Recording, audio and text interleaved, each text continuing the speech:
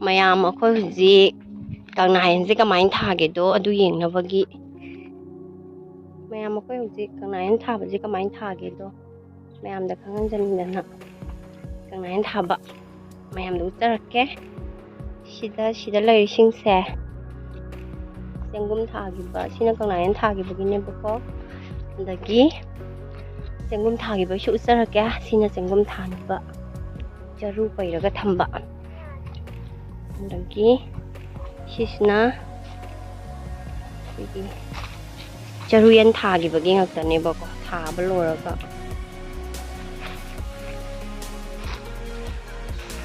thaba loi gibagine mayam sida lairiba posak se khoi sterilization machine ne bako Kanglayen thabagi khoi Kanglayen thabaje ukup khoi u khaibagi da tarak ukup to adudai da thaba yai bako adugi ukup to sidai da hana phajana sterilization tok thoba matung da ne ba khoi na Kanglayen thaise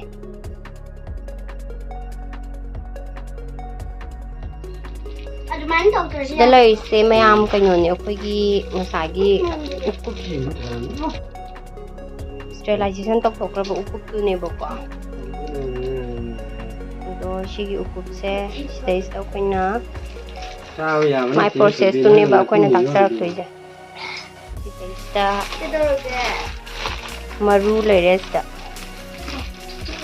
process ko dinen dina hai cua bông đi ba đi đâu đây kìa ông nghe khỏe nghe cái đàn nó hayeng akhoi si Kanglayen je panda matamda je dum mayam do sarake dai hek pa matamda do sarake kamai tora hekani moi thindok pa horakpa dai si je thar ba matung da khoina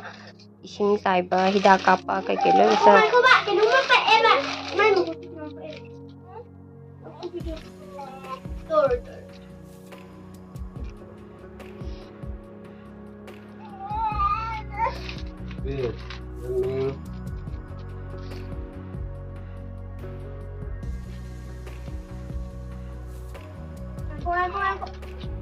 khoi thabak phangok ba isini naw mayam habati free de laiba mayam je khoi si Kanglayen na mani sengum tharga dum khoi maling kam je dum tan be ai ko mayam jung ta re bako jung ta am nai yumda mo khalle anh chali lambi je ko mayam lore jung ta bagi maning da khoi ma khoi ga phangna ba phun ne ba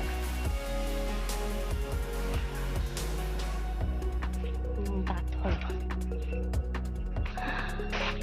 tanda sida nong su ta re tori se ki me am suram ba ne kamai torom doi no khang de